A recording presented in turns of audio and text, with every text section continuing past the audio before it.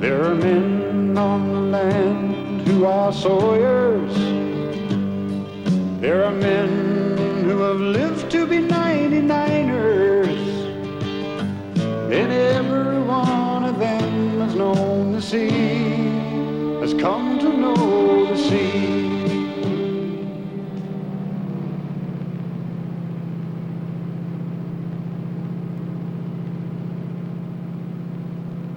It's a terminal point for all the land that lies between here and Nootka, really. I think it's the largest piece of Vancouver Island, if you fly over it, that's absolutely still in its virgin state.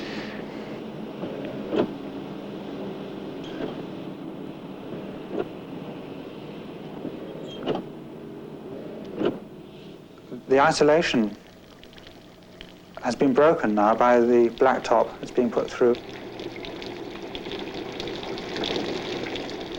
It's beautiful here when the sun shines. We get an awful lot of rain, which is very, very depressing. It rains and it rains and it rains.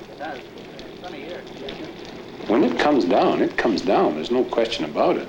You're not going to just skip between the drops. You're not going to walk outside and you're going to be drowned. But 1 hour later, it can swing to the west and be right cleared right off.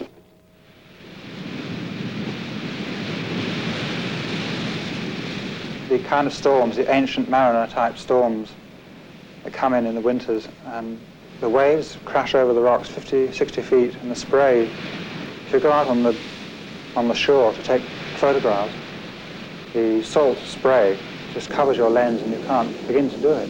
The wildness, the craziness, the wonderful, those waves are pumping in from down in the storms in the South Pacific, and you can feel it, the vibration coming in and smashing all over the beach.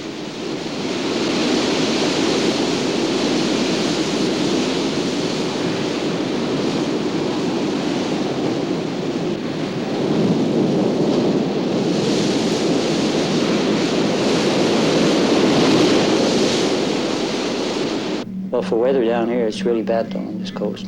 There's a lot of boat go down, especially on herring. This year has been a little bit better for fishermen, though. They didn't lose as many as last year. Last year we lost about 14 guys just during the herring. This year has been a little bit better. I came out here having purchased me a schooner, the presumptuous dream of a man who had never been to sea. Scraping, caulking, pitching, restoration, the kind of man I had never thought to be, never thought to be.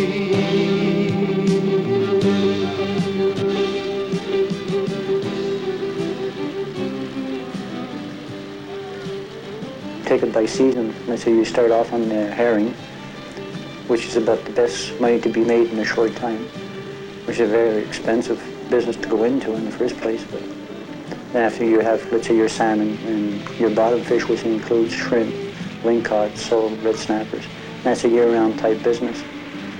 I'd say the best fishing would be like on herring, then after that it'd be on shrimp, salmon, and then bottom fish for gray cod and sole and stuff.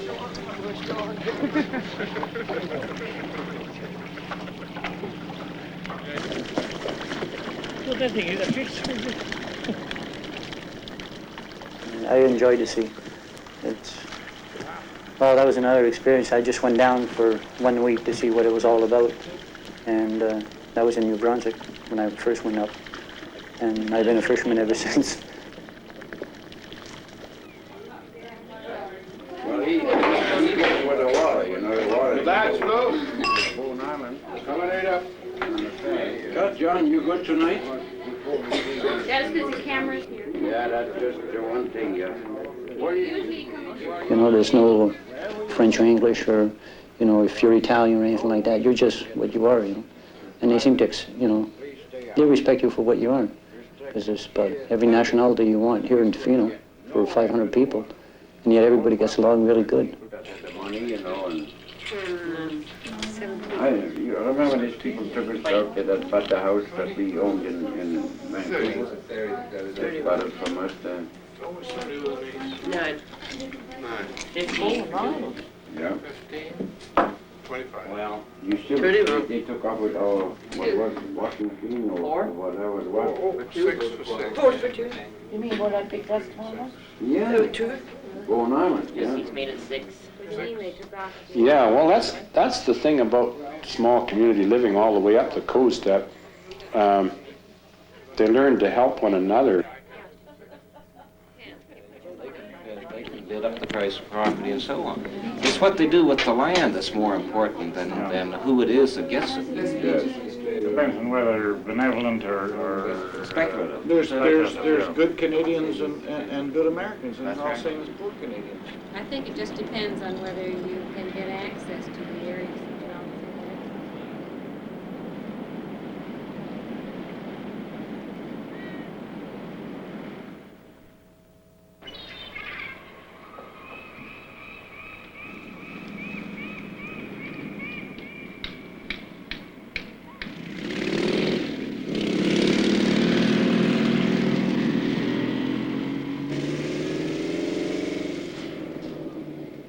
We have spent centuries now dissecting and analyzing the human being, and now it's time to put them back together again.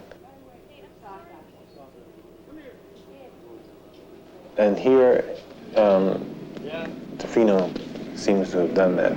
They take people as a whole. They don't bother to psychoanalyze or to dissect or to do that.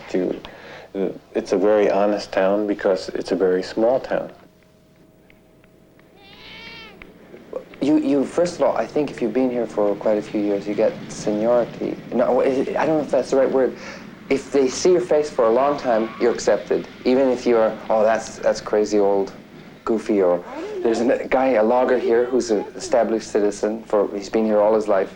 They call him Ordinary Ralph. I mean, what a name! Fantastic. He's even got a corner named after him, Ordinary Corner now. And he's a logger. He lives with his chainsaw. And I love these characters.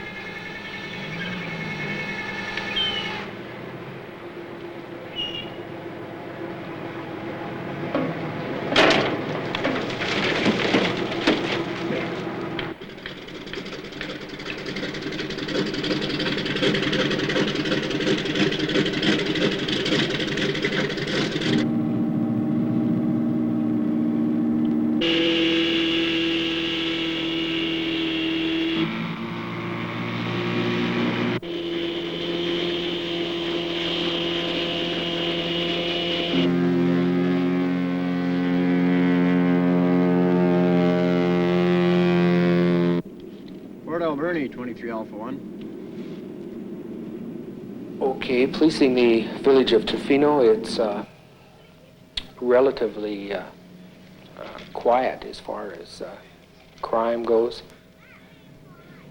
I think you find that in policing of a small town, people tend to make big problems out of small problems that you wouldn't run into in a city. For example, people do complain about neighbors' dogs barking, this type of thing.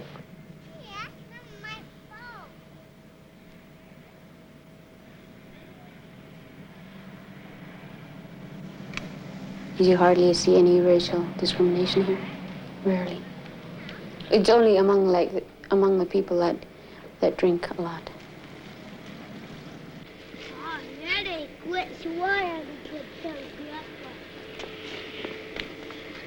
It's different now.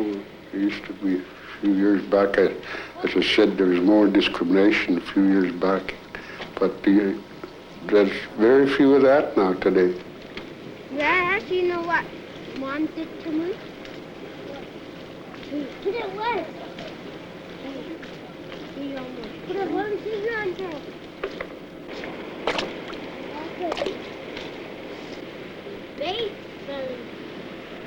I got 6 children, 17 to 10 years, none of them talk Indian at all. It's kind of pathetic, we're losing our culture, you know, part of our culture.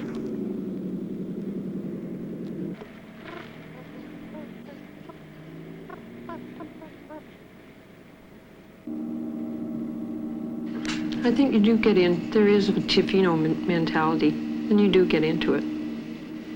Just slow pace. You don't have to prove anything to anybody.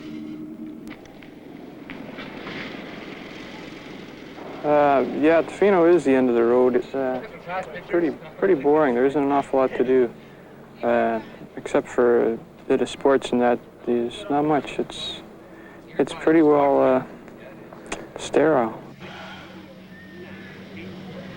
I don't really have any pity for those kids because living here it's really good for your imagination. It makes you, I think, a better person.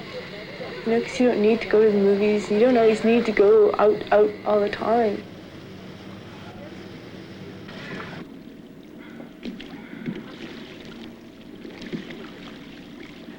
There's so much like in the outdoors. There's really good scuba diving, there's water skiing, there's surfing.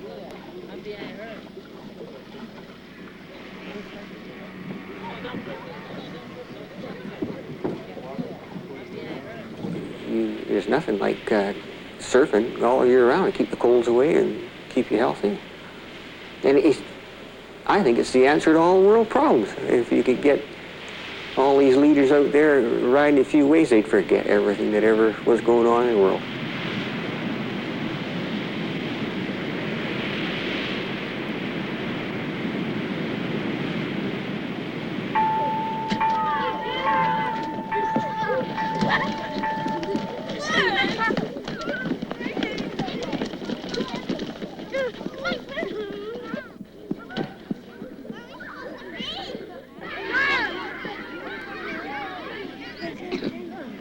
Going to school here, I think, was one of the happiest times of my life. I just dug it so much. One class to one room, and when I went, there was about, I guess, 150 students, and there were 40 of us in grade 8. That's from Ukilit and Tofino combined. And by the time I graduated, there were like 7 of us, and 4 actually graduated, and I was the only one from Tofino. It just went shrink. Like they just quit, they dropped out, they started logging, they started fishing. And it wasn't because, you know, they needed money, it was because their forefathers had done it and they just no need for education.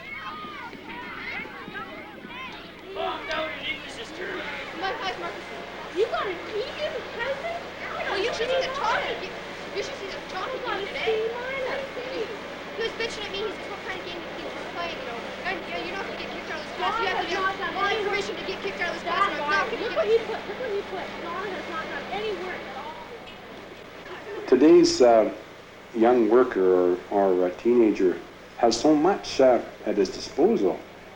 He's a choice candidate to get on a herring, as a deckhand on a herring boat, because they know that he's duck hunted and he's rowed and he's flipped in canoes and he's done this since day one.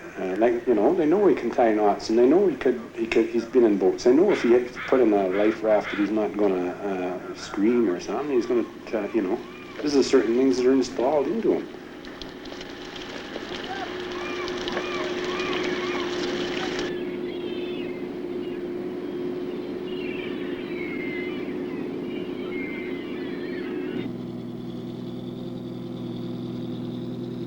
The end of the line, as far as the physical aspect of the Trans-Canada Highway, doesn't mean the end of the line for an individual or a group of people or even a town. I feel in many respects that it's the beginning. And what I see here is a lot of old lives ending in sense of not age, but just an old lifestyle ending and many new lifestyles beginning.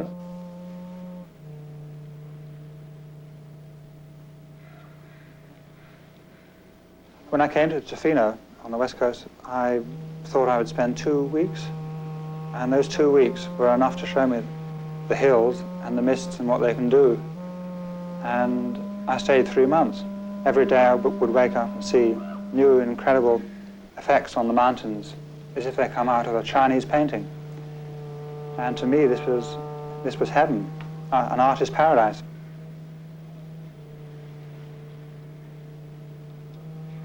But we are isolated and culturally pretty well starved, and we need the artists and sculptors, photographers who do live around here because of the beautiful scenery.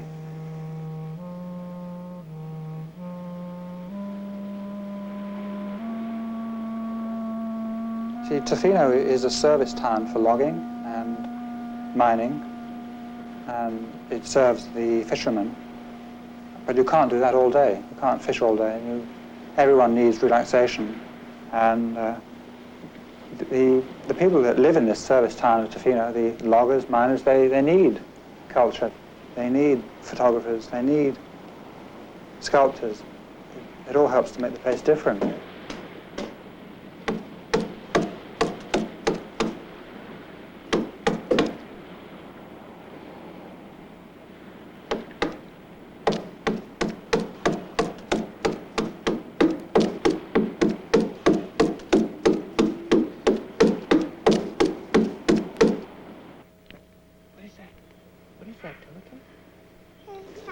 I've lived in a 7-foot by 11-foot shack, all for one winter, full winter, and about 2 years on the outside beach, just made of plastic with a driftwood thrown over it so you don't see the plastic. I can lie in bed and look right out of a window pane that faces the most beautiful cove you ever saw in your life.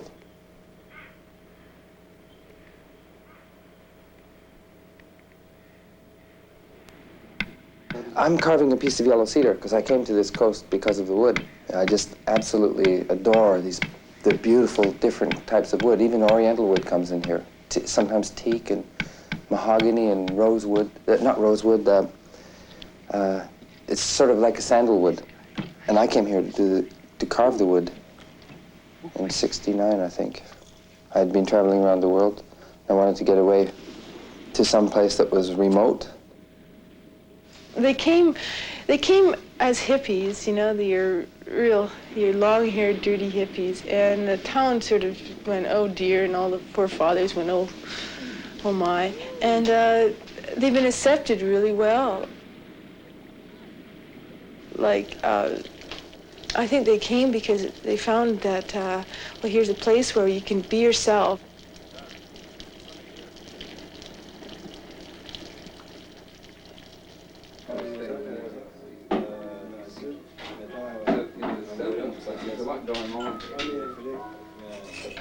The townspeople, the council, couldn't sell this building, and it was given to these artists, and it was called the Gust of Wind. And it's just gone from strength to strength. They built shops and stores, and the artists now work here whenever they feel like it.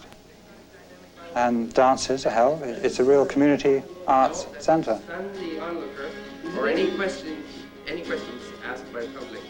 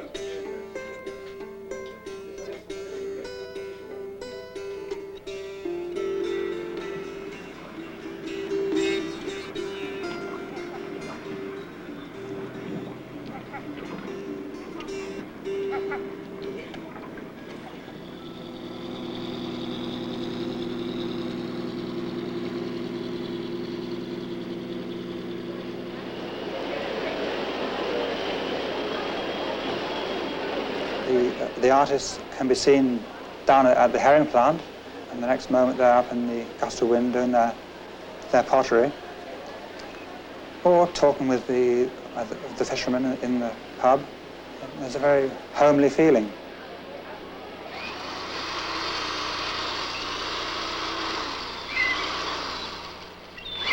The community itself, well, let's put it this way, even the mayor or anybody in town would, you know, they'll talk to them, and if they need somebody to work, you know, to give them a hand, they'll go over there and ask them, you know, can you spare a couple of days' work or something? And they'll say, sure, they'll come down and help you. Well, that should do it. All right.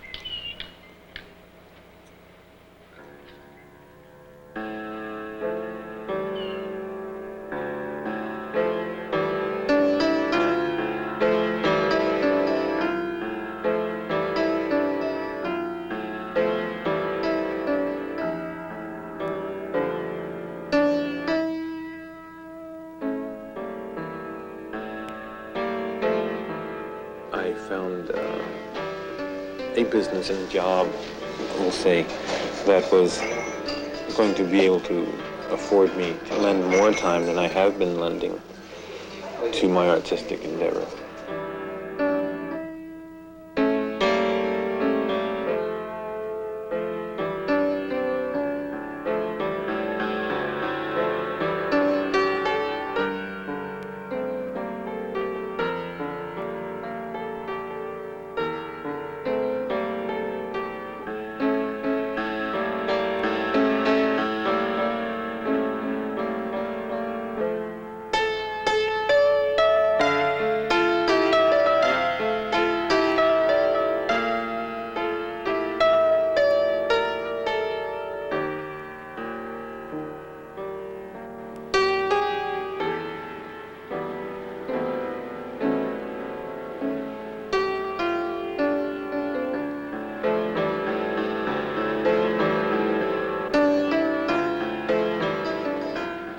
What I see in Tofino is a freedom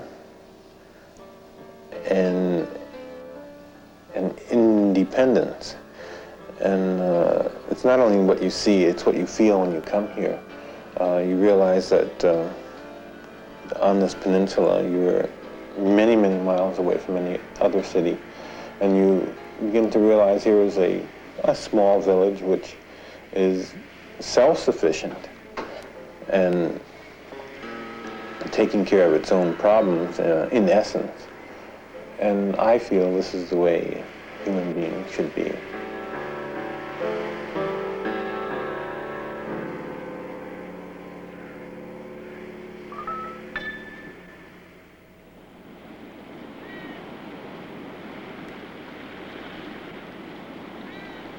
To me, standing on the shore, on the rocks, painting pictures, and you turn around because you've heard a sound coming out of the water and you see a sperm whale blowing only 70 feet away, or seals and sea lions playing.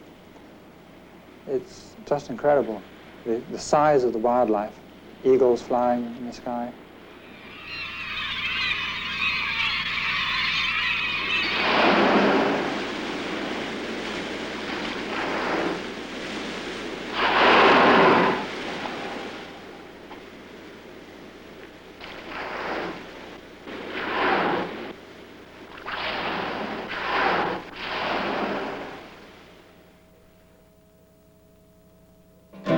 Snow, it is falling all around my front door,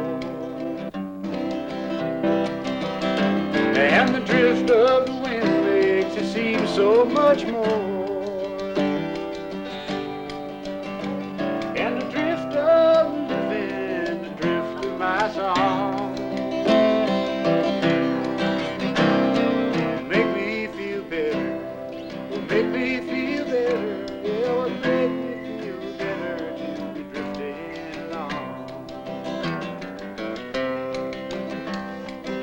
so the lowboat, I was looking around. They got a lot of clear sky there, big rivers running down, and some sweet-minded people and some good-looking grain. Comfort you, darling. Comfort you, darling. Yeah, comfort you.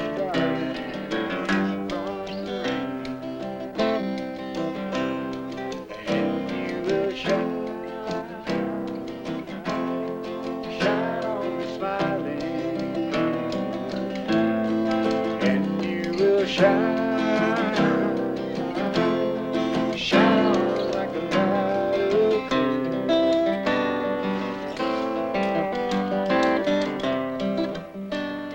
of Here, you know everyone all over town, and they know you. They know what you do, and it's a nice feeling because you don't feel alone. And so the things that are ending in Tofino are the so-called modernization of the human being. The things that are beginning are some of the very old things, like saying hello, visiting others, non-dependence upon television, which we haven't had on for 3 months now, and getting back to the nature, like water and the mountains and the sky. And so it's new, and it's a great beginning. And I think anyone that comes here, even to visit, when they see the expanse of nature, how big it is, inside they feel a new beginning, whether they can stay or not. They'll always remember that.